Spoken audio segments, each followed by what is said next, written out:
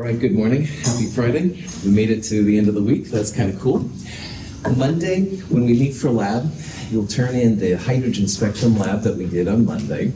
Problem set 3 is up, which will have stuff over wavelengths, frequency, as well as nomenclature, which I hope to talk about today. Seminar self-quiz will follow. We'll take the actual quiz number 3 after, and then we'll go next door and do a lab on nomenclature as well. Nomenclature is the naming of compounds, which is pretty important. I think today, a lot of the things we've been talking about are all going to come together at last. So quantum numbers, atomic number, electron configurations, magnetism, blah, blah, blah. Any questions before I start? So in the last several days of lecture, we've seen several things. Let's start with the basics. Atomic number, the number on the periodic table, is the number of protons. But a neutral atom of the element will have the same number of electrons. So even though hydrogen 1 means 1 proton, neutral hydrogen would have 1 electron. Helium has 2 electrons if it's neutral. Lithium has 3 electrons if it's neutral. What we're doing now is using all of our understanding of the electron quantum or the quantum numbers to figure out how the electrons are placed in. And we talked about how n is a whole number, starting at 1, going up to wherever. L can be no bigger than n minus 1. So if n is 1, L is 0 is fantastic. You couldn't have L equals 1 and L can't be the same. M sub L depends on L. M sub L is positive L to negative L. Since this is 0, that's the only value of M sub L that's allowed. So n equals 1, L equals 0, M sub L equals 0 is cool. And then M sub S is the spin quantum number, which means it's either spinning with or against the external magnetic field, and you can have either one. When you're placing electrons in orbitals, as we'll see, you always start with the spin up, the up arrow one, and after that you can do down. One more thing I forgot to put up here. We're going to be using SPDF notation today.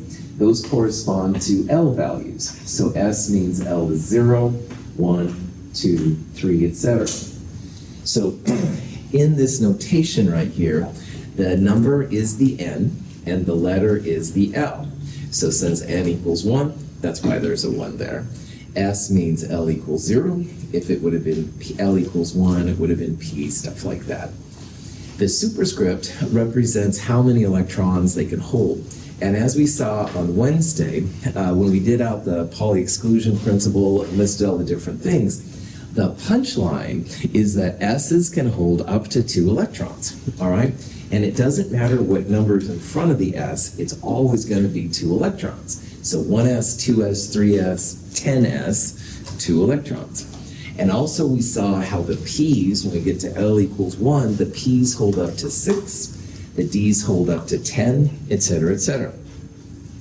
And then finally, we looked at an Aufbau diagram to show how the orbitals get filled in. So 1s is always filled in before 2s, 2s before 2p, etc., etc., etc. So all of that being said, we now finally have electron configurations on the screen for both hydrogen in the upper right and helium in the lower left. So hydrogen has 1 electron. It's always placed in the 1s orbital first. And again, 1s means n equals 1, s means L equals 0. S's hold up to 2 electrons. This one only has 1, which is great. So 1s1 is the electron configuration for hydrogen. And then helium, with 1 more electron than hydrogen, instead of a 1s1, you can see how it's 1s2. S's hold up to 2 electrons. So the superscripts represent the number of electrons that are there. Now helium down here also has what's called orbital box notation, which is helpful when you want to find if something is paramagnetic or diamagnetic. Diamagnetic things are what we deal with most of the time in our life, and they don't affect us. They're pretty inert. But oh man, if you get around something paramagnetic, you have the capacity for a lot more reactions. Paramagnetic things are interested in magnetic fields. So free radicals is a term that sometimes is thrown out, or if you've heard about trans fats in foods, all of those things generated by these little paramagnetic species. So people take antioxidants to fight them, blah, blah, blah.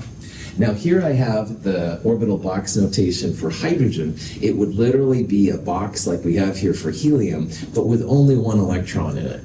And again, you want to put the spin up first, so put the arrow up first. But when it comes to helium, there's going to be a second electron. That's where these different m sub s numbers pop in.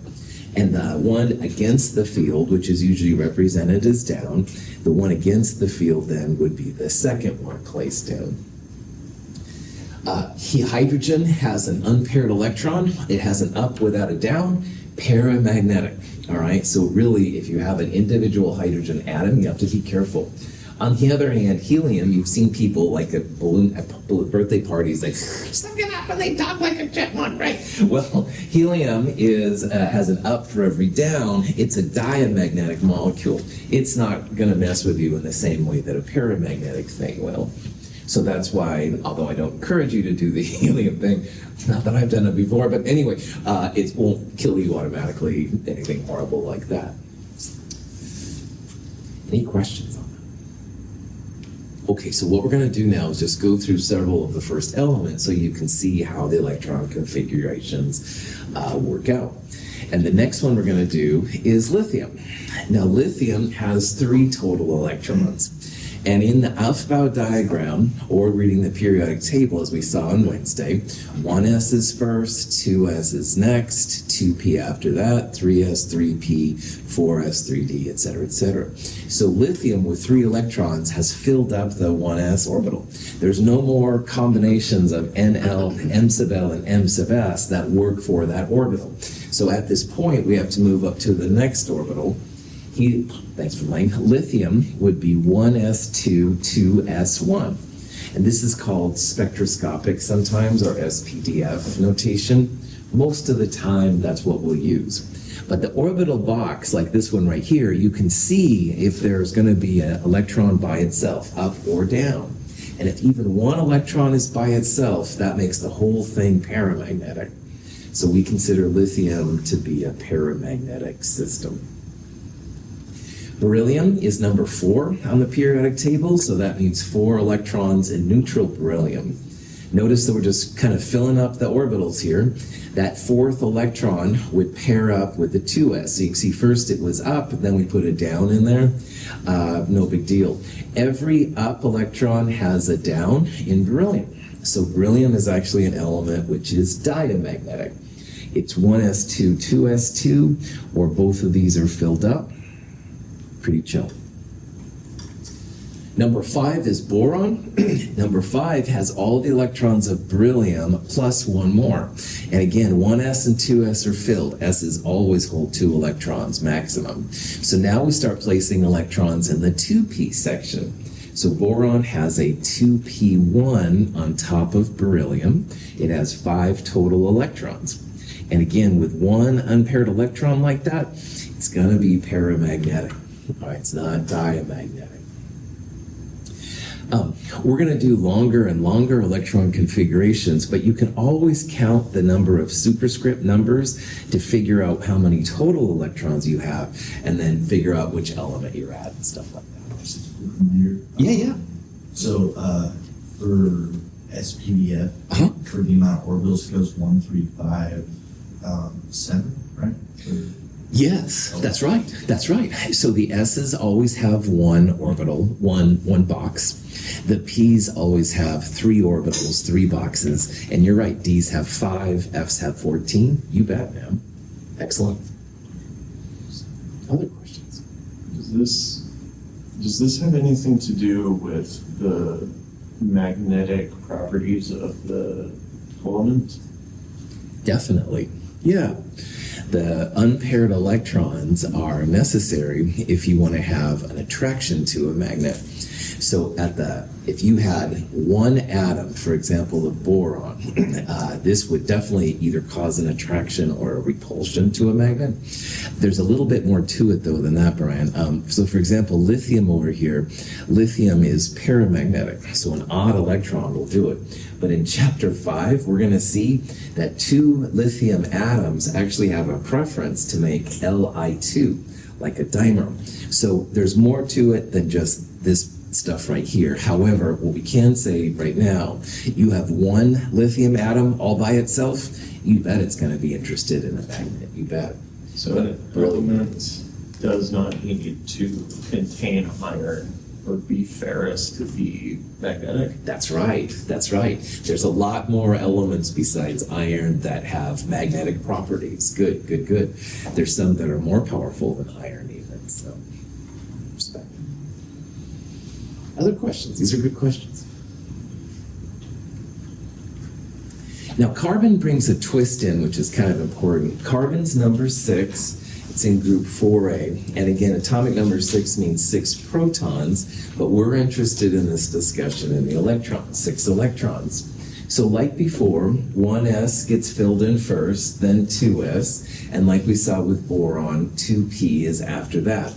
But the thing about carbon is there's 2 possible ways you could write the electron configuration. You could put both of the 2p electrons in the same box, like a spin up and a spin down. But what scientists find, and Hund was the first one to figure this out, electrons prefer to be in their own orbitals first, and they only start pairing up if there's no more room, if you will, in the house. And if you live in a house or a home with a brother or sister, you know, it's nice to have your own room, all right? You might want to put up rock and roll posters, and your brother or sister might want country western or something, I don't know. It's nice to have your own space, you know, your own kind of personal area. Electrons are kind of the same way. They would prefer to have their own space, their own orbital first, and they'll only start pairing up if there's no more room. So we have the choice with carbon. We could make it odd 2 odd electrons, paramagnetic, which is how we see it, or we could pair them up and make them diamagnetic. And they always will choose their own orbital first. There's a little bit of energy to put 2 negative electrons close to each other. And you don't want to pay that energy unless you have to. That's why they're going to take their own orbital first. So Hund's rule just says put each electron in its own box or orbital. If there's no more room, that's when you start pairing them up. Any questions on it? So moving along, nitrogen has 1 more electron than carbon. It also, that 3rd electron in the 2p area also gets its own orbital. So nitrogen has 3 unpaired electrons to it. 1s2, 2s2, 2p3 would be the spectroscopic or SPDF notation. Orbital box shows that are definitely paramagnetic. Oxygen, which we're hopefully breathing right now, has 1 more electron than nitrogen. Now we start pairing up, all right? So oxygen now has 2p4. It's higher energy to put it in the 3s than to pair it up by far. So instead of having it like a 3s electron, we're going to start now pairing up the 2p electrons. So oxygen has 2 unpaired electrons. Nitrogen has 3 unpaired electrons, which is legit, but they're still paramagnetic. And then good old fluorine follows, 1 more electron than oxygen. That extra electron also pairs up one of these. And by the way, you could pair up this one first if you want, doesn't matter. Just show somehow that there's 1 unpaired electron, and that's the idea. So 1s2, 2s2, 2p5 would be the electron configuration for fluorine. Good to go. If you think about the elements we've seen so far, most of them are paramagnetic. So if you really do get stuck on a question if something is paramagnetic or diamagnetic, a lot more paramagnetic things than diamagnetic. And I hate to say if you have to guess, because you should be able to figure it out. However, just because, you know, this is the world, if you have to guess, more things paramagnetic than diamagnetic. Any questions so far? All right, these configurations get longer and longer and longer. But this is neon. Neon is 1s2, 2s2. It has 10 total electrons, so we're going to fill up all of the 2p's, 2p6. So this one is diamagnetic. So notice we've now seen 10 electron configurations. Helium, beryllium, and neon have been the only ones which are diamagnetic. So it's kind of interesting to think about that. At this point, we've reached the end of the second period. Periods go left to right on the periodic table. The first period was just hydrogen and helium, the 1s electrons. Second period had 2s and 2p over here, the second period. So now we're going to start talking a little bit about the other periods as we go through. It gets pretty chill. Aluminum is number 13 on the periodic table, 13 total electrons. So this is where now the Aufbau diagram can come in handy if you're not used to it. It'll still have 1s2, 2s2, 2p6 like neon did, but there's 3 more electrons. So that would put the first 2 electrons in the 3s orbital, 3s2, and then 3p1 would have 1 extra electron on top of that. So you can see from the orbital box that it is paramagnetic, like most of the atoms on the periodic table. However, I'd like to introduce something. These configurations get longer and longer. So a lot of times chemists will use what's called noble gas notation. Neon is 1s2, 2s2, 2p6. All of those you can represent as the square brackets with the element, the noble gas element inside. So an equivalent ray with a lot less writing, neon 3s2, 3p1. And you're always welcome to use noble gas notation if you want to. It can save you a lot of time. Another thing I want to point out here is let's compare boron to aluminum. Now, aluminum has a neon core, 3s2, 3p1. And boron, if you look back in your notes, I said it was 1s2, 2s2, 2p1. Let's call it helium, which is the noble gas, 2s2, 2p1. And if you look here at the outermost electrons, both boron and aluminum have 2 s electrons, 2 or 3, and 1 p electron, again 2 or 3. So boron and aluminum have a lot of similar characteristics. And earlier I said how the groups are so important for chemistry because the reactivity in the group will a lot of times be really similar. All the group 3As will have some kind of core, some kind of neon noble gas core, and NS2 and P1.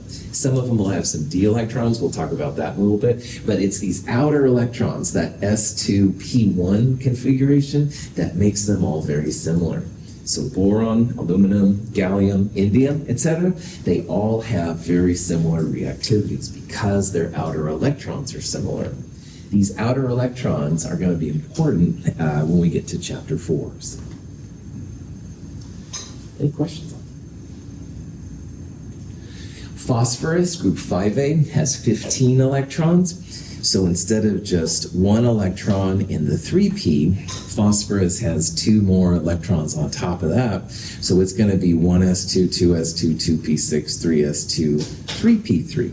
And again, to make it easier, noble gas notation, that would be neon 3s2, 3p3. The 3p3 gives it a lot of paramagnetic electrons, which is cool.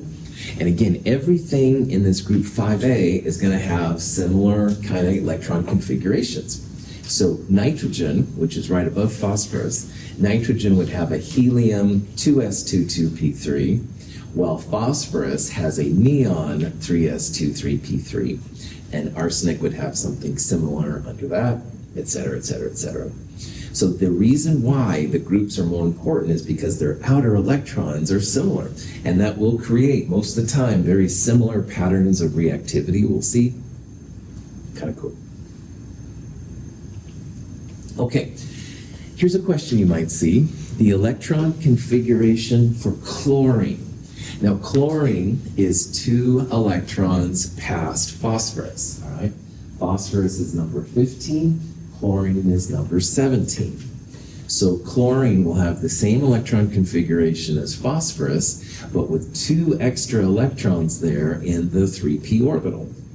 So if you look through these long enough, it's going to have 1s2, 2s2, 2p6, that gets us to neon. But then it's going to go on, it's going to have 3s2, then it's going to have 5 electrons in the 3p part.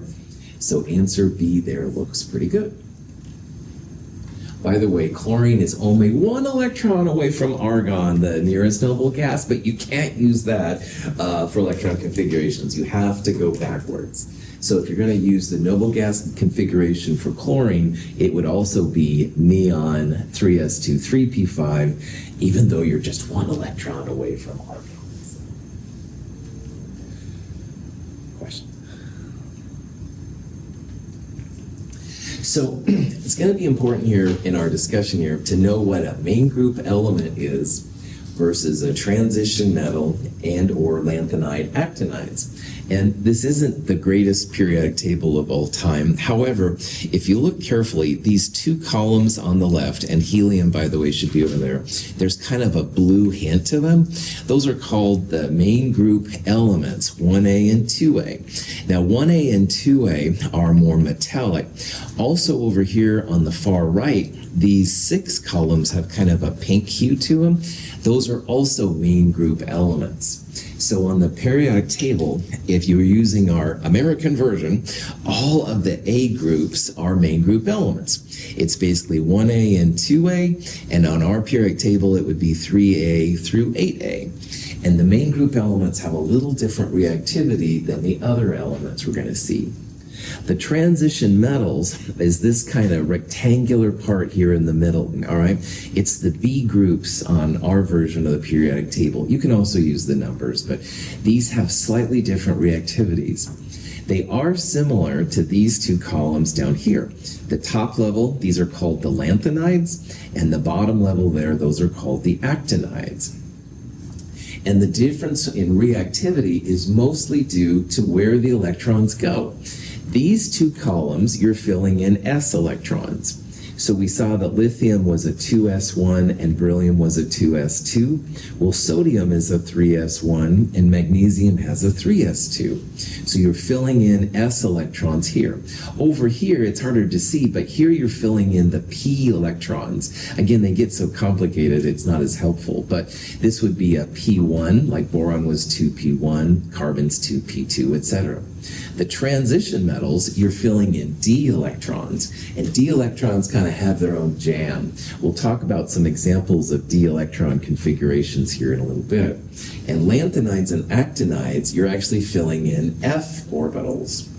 So you can see one reason why the periodic table is this way. The s's are on the far left, the p's are on the far right, the d orbitals are kind of in the middle, and the f blocks is this separate group down below. Now, we're pretty close as a society to getting to element 121.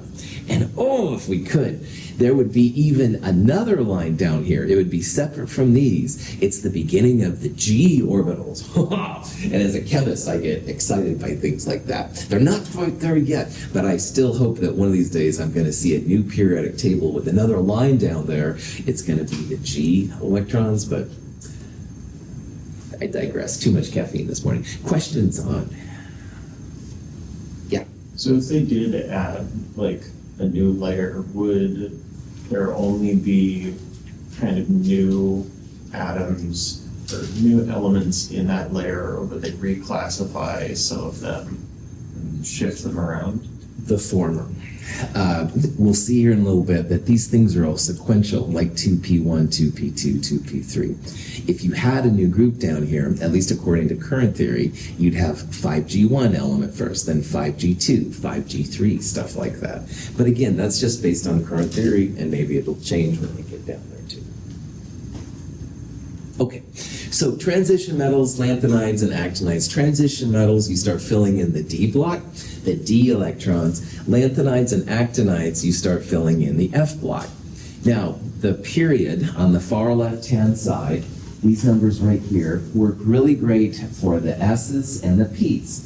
So lithium had a 2s1, beryllium 2s2, over there boron was a 2p1, etc., which works great. However, when you get to the D block, it's this number -1. When you look at the Aufbau diagram, scantium is actually the beginning of the 3D electrons. So this would be 3D1, period number -1, titanium 3D2, etc. And when you get down here, you can see this thing. These represent the lanthanides and actinides. These lanthanides are actually this number minus 2F. So lanthanum is the beginning of the 4F1, cerium would be 4F2. Even though they're in the 6th period, you go period number minus 2 to figure out the number that goes inside them. We're going to focus more on the transition metals than the lanthanides and actinides, but that's how they figure them out. I'll show you some examples here of how this works. Calcium has an argon core, if you go backwards to the nearest noble gas, and calcium has 2 electrons in the s block, and the s block is in the 4th period, so it's an argon 4s2 configuration, and there's the longer version. Now scantium, number 21, all right, has 1 more electron than calcium, and that's where the 3Ds start kicking in. So scantium is a 3D1 transition metal, argon 4s2 3D1. And you can see then titanium would be 3D2, vanadium 3D3. This is why Brian's question was cool. If they started doing 5G electrons, it would probably be the 5G1 first, then 5G2, but that's just based on current theory. Maybe it'll change when we get to there. However, if you look at these configurations long enough, notice here that chromium and copper I have in red. Darn it! The N plus L rule, which is what the Aufbau diagram is based on, works really well for most elements. However, when you get to chromium and also copper and palladium and several other metals, for some reason it breaks down. You would expect chromium to have 1 more d electron than vanadium. You'd expect it to be 4s2 3d4. And for reasons which aren't known, chromium is actually 4s1 3d5. Same thing down here for copper. You'd expect it to be a 4s2 3d9. For some reason, 1 electron gesundheit jump ship, 4s1 3d10. All right? So N plus L rule, which is what we've been talking about, works pretty well, but it's not perfect, all right? And one day, maybe we'll talk about the Gabe theorem, which understands like why chromium and copper does this. Scientists don't know. This is work left to be done, all right? So this is the model as we know it. It's not perfect, works pretty well most of the time, but it doesn't work all the time. So this just shows that not everything's been figured out in this field, okay? On a quiz or exam, if you called chromium argon 4s2 3d4, the predicted thing, full credit, all right? You do not have to know the exceptions. However, if you look up Google, you will find that in reality it's argon 4s1 3d5. Just know that there's some differences. It hasn't all been quite ironed out yet. Now, you can also make electron configurations for ions. We'll talk about negative ions first, which are anions. And figuring out the electron configuration for an anion is pretty chill. I would start with the neutral atom. So, for example, phosphorus is 1s2, 2s2, 2p6, 3s2, 3p3. And if you wanted to figure out then the electron configuration for what we'll call phosphide, which has 3 extra electrons, you just want to put those electrons in the lowest unoccupied orbital. So phosphorus is 3p3. It has 3 spots for different additional electrons.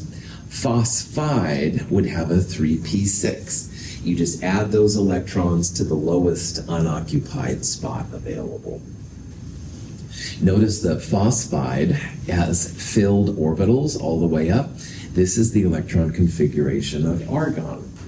We'll talk about here in a little bit how the noble gases are kind of the cool kids in the back of the bus. All the other atoms want to be like them. This is phosphorus being like argon. A cation, a positive ion, is something similar. You're going to take away electrons. You take away electrons from the highest N first, and if there's a tie, then it's highest N plus L. So most of the time, what that means, the last electrons in are the first electrons out. But there's some exceptions we'll talk about a little bit. This is aluminum, and we're making aluminum 3+. So aluminum has a filled neon core, 3s2, 3p1. If you're going to take away 3 electrons to make it positive 3, this would be the first electron out, the last one in. Then the other 2 electrons would come from here. So aluminum 3 plus has a neon core when it loses 3 electrons to become aluminum 3 plus. So most of the time, last electrons in are the first electrons out, but I will show you an exception here in just a little bit. So that leads to questions like this. We have here an electron configuration. It's 1s2, 2s2, 2p6. And which atoms and or ions could this be? Well, it's tempting to jump right to D because D is neon. Neon has 10 electrons. 2 plus 2 plus 6, 10. Neon is 1s2, 2s2, 2p6. However, sodium is number 11.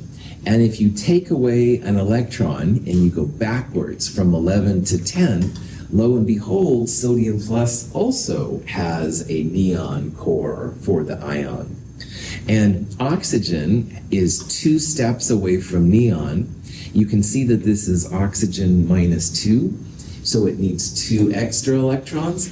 That's going to also make it have the neon configuration. So when you think about this, all of those up there have the 1s2, 2s2, 2p6. Neon has it by default. When magnesium and sodium lose electrons, that's when they get it. And oxygen will take electrons in order to have the neon core. Yeah. If we're just given the orbital box notation, how can we decide like which one it's trying to represent? First of all, which one are you asking about? Like the one that have the boxes and the arrows, like if we're just given that, how can we decide like which one would it be? So if you had orbital box that showed all of these filled in and you had these choices, all right, what I would probably do is start by adding up all the electrons, all right? So the superscripts would be 6 plus 2 plus 2 or 10. So sodium on the periodic table has 11 electrons by default, but because it's positive 1, it would have 1 less. So that would be one way to see that, yeah, sodium plus is going to have 1s2, 2s2, 2p6. With oxide, oxygen minus 2, you would initially have 1s2, 2s2, 2p4, 4 electrons, but you're adding 2 more in. And remember, Anastasia, they go in the lowest unoccupied spot, all right? So your 2p4 would quickly fill up then to 2p6. That's how I would do that. But I don't know if I answered your question. I may not be seeing what you're asking. I mean, I was thinking like in a problem, if we're given chart, like if we're not given like which element it is, and we're supposed to like be like based on the boxes decide what element it is. Like, would you tell us, oh yeah, charges don't count or something like that? Yeah, so it might say neutral atom, all right? If I said neutral, which neutral atom would it be? Then you would pick neon here, okay? I think that's what it is. It would be dirty poker to say, what is this? And not say anything else about it, because there's all kinds of possibilities, all right? So if you have a specific question that you want me to look at, like after class, let me look at it real fast and I'll see. But I think it'll say neutral atom if it's just a orbital box notation. Because most of the orbital boxes will show the ions if it was, and there'd be lots of possibilities. So if you see that question like that, where you have a question, let me know. But by default, yeah, count the electrons. If it says neutral atom, then you just look at the number of electrons on the periodic table.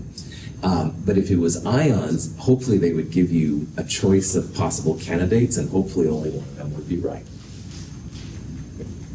Other questions? Yeah. To go along with that, when we started doing stuff with like atomic mass and stuff, you handed out a periodic table. Are you going to hand out a periodic table that has these kind of electron configurations on it? No. you need to be able to figure this out. We will always use the periodic table at mhchem.org/per-tab. And from there, and what I want you to do is start being able to read the periodic table. So the periods left to right will tell you if you're an S, a 1S, or a 2S kind of thing. They have those out there, but honestly, it makes the periodic table messy, and they're not always right too, Brian. I'm kind of a picky person when it comes to that, and I want you to be able to figure it out. So, good question. Yeah, the periodic table we're going to use is the one we use all the way through Chem 223, and again, it'll always have the name, atomic number, symbol, atomic mass, of course, but that's it. Yeah, we'll talk about electronegativity. Those aren't going to be there either, but you can figure it out and stuff. So, cool question. Other questions? I said earlier how there's an exception sometimes to taking out electrons, and it mostly has to do with transition metals, lanthanides, and actinides. This is an example of going from iron to iron plus 2. All right, so we're going to remove 2 electrons from iron to make it plus 2. Now, most of the time, when you take away electrons, the last electrons in are the first ones out. But the official rule is you always take it from highest to end first, and then if there's a tie, last one in, first one out. So notice that for iron, 4s to 3d6, 4 is bigger than 3. So for the transition metals, it's almost always these s electrons which are removed first.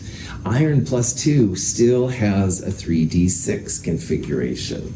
So transition metals are called the d orbitals because most of the time you're dealing with the ions, and that's what we're looking at. We're looking at the chemistry of the electrons in the d orbitals. These s ones are the first ones out. If you take out further electrons, then you start taking away the d's, all right? So iron plus 2 had a 3d6. Iron plus 3 will remove one more. It's a 3d5. So highest n first, followed by n plus l. Most of the time does mean last one's in, first one's out, but these crazy transition metals, lanthanides, actinides, always take the s's out first.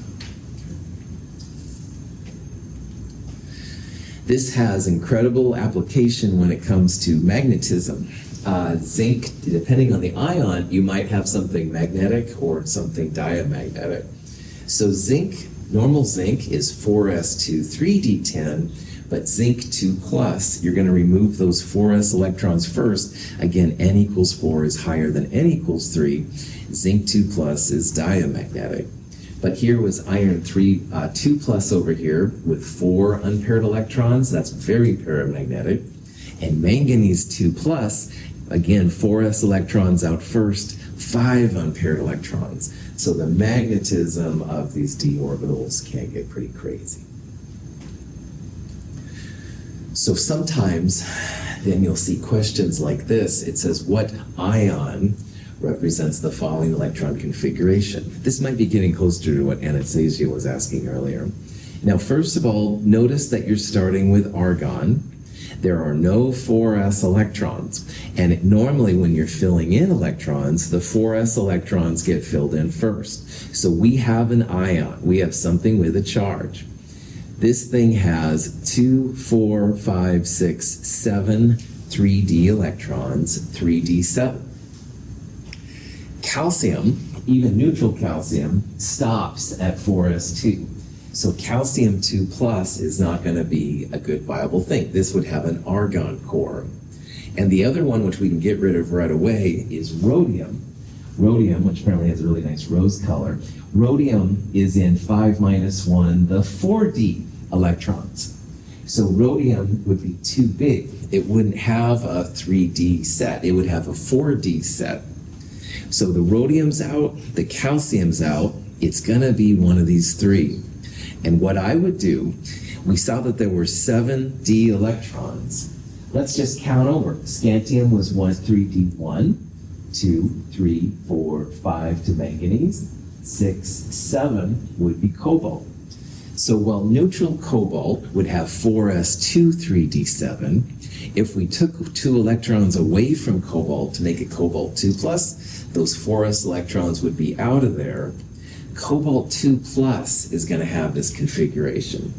Now, iron only has 6 d electrons, and there's 7 up there, so it's not going to be the iron. And nickel has 8 electrons, so it would have 2 there, 2 there, 2 here, and 2 individual electrons. But again, too many 3d electrons in this particular case. So it's going to be the cobalt plus 2. So again, notice how first of all I saw it's going to be ionic because you're missing those s electrons. And the next thing basically is if you count up the 3d electrons, start with the neutral version of the 3d. And cobalt without 2 electrons would fit that perfectly. Any questions on that? Okay. Real quickly, I want to talk about what's called periodic trends. And this is something which is kind of annoying, but also kind of cool too. If you think about the periodic table as a rectangle, so hydrogen would be in the upper left and helium in the upper right, and francium down in the lower left and rhenium down in the lower right. You can think about trends that people see when it comes to these different parts of elements. And the most important one by far is going to be things related to size. And what this means is that as you go left and down on the periodic table, your sizes of the atoms get bigger. Now, everything I'm going to say is a trend, and it's not perfect. You will find exceptions. And if you have access to Google, Google is always the better way to go. But let's say a Chem 104 student comes up to you and says, oh, you're in Chem 221, you must know this. Which is bigger, magnesium or calcium? All right? Or, thanks for playing, magnesium or potassium? Sorry about that. All right, well, you know, even me with my PhD, it's not like I know the radii of metals off the top of my head. However, these periodic trends predict that as you go left and down, the atoms get bigger. So you would predict, like I would too, K is bigger than Mg, all right? And more often than not, that works pretty well. So over here on the right, aluminum would be bigger than silicon. Aluminum would be bigger than carbon. Now, it doesn't work as well when you have something to the left and something that's down, all right? Because it's left and down, and if one is left and one is down, which one is bigger? If you really have to guess, down is usually bigger than left. But again, I'm not going to ask you questions like that, but the Chem 104 student, that would be a safe thing to do. So anything to do with size, left and down. There's also a couple of trends that we're going to do, which are the opposite. So I'm going to redraw the periodic table here. And this trend goes up and to the right. And we're going to talk in this section about what's called electron affinity, which is the energy that the atom actually gives off upon gaining an electron.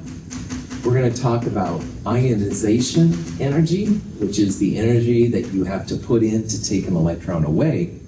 And as a preview for chapter 4, electronegativity is going to be really important to us. And I'm not going to talk about it a lot in this chapter, but in the next chapter, electronegativity also follows this pattern. So if someone wanted to know if fluorine or lithium had a higher electron affinity, ionization energy, electronegativity, all of these up and to the right are bigger. So fluorine is more up here. It's going to have a bigger electron affinity, a bigger ionization energy, and a bigger electronegativity. Now again, these are really cheesy. We're going to talk about some exceptions, but that Chem 104 student says in the hall, you know, which one is bigger? These work pretty well, all right? Always better to go to Google and get actual values, but works pretty well. All right, so size, left and down, anything to do with size. And so here's some examples of the group 1As: hydrogen, lithium, sodium. These numbers right here, these are picometer radii. Radii is the distance from the middle of the atom to the outside, and they definitely get bigger as you go down. Cesium's more down, lithium's more up. So going down the periodic table, the sizes get bigger. And it works pretty well going right to left as well. So again, it's left and down. And pretty much left and down works pretty well. All right. Again, these are trends, but overall, left and down works pretty well. However, this is a more complete list of a lot of the main group elements. And again, generally, left and down makes these numbers get bigger. But right away, look at fluorine versus oxygen, all right? Fluorine is bigger than oxygen. So this is a break in the size periodic trends. So that's why, please, if you have to, if you're publishing and stuff, look these values up, because what the trend predicts may or may not be what the reality is. Tellurium here is bigger than antimony, and then it's about the same as tin. So again, there's lots and lots of exceptions. But if someone asks you and you don't have access to Google and the internet, left and down is a good way to predict which one is bigger. So in this question, it says which one of these has the largest radius, the largest size? You would just look at the periodic table and go left and down. And the one that's most left and down would be the biggest. So carbon, boron, aluminum are all kind of up there, but sodium way over here on the left side. So we would predict then that sodium was the biggest one. And it works out pretty well. Questions? Okay. Now, when you make an ion, is something interesting happens. If you go from lithium to lithium plus 1 to a cation, losing the extra electron, the protons inside are able to pull the electrons a little bit closer. So again, these numbers are picometers, they're the radii. Notice how lithium to lithium plus is a lot smaller. Those protons pull the electrons in. So the cations, the positive ions, are always smaller than the atoms from which they come, all right? However, if you look at just cations, they get bigger as you go left and down as well. Now, a negative ion, an anion, does the opposite. If you add an electron to fluorine to make fluoride, look at the sizes. The sizes actually get a lot bigger, all right? Because now you have more negative electrons. They're not held as tightly by the nucleus, so they tend to get larger. So the cations get smaller, the anions get larger. So when you're talking about size, you can't compare lithium plus to fluoride. You have to compare lithium plus to other cations, and you have to compare fluoride to other anions. But if you do that, the left and down thing actually works pretty well too. But do realize that the positive ions are smaller and the negative ions are bigger than the ones they came from. In these diagrams, the kind of dotted line represents the neutral atom. The purple in this case would be the cations. And notice they all shrink, all right? They all get smaller.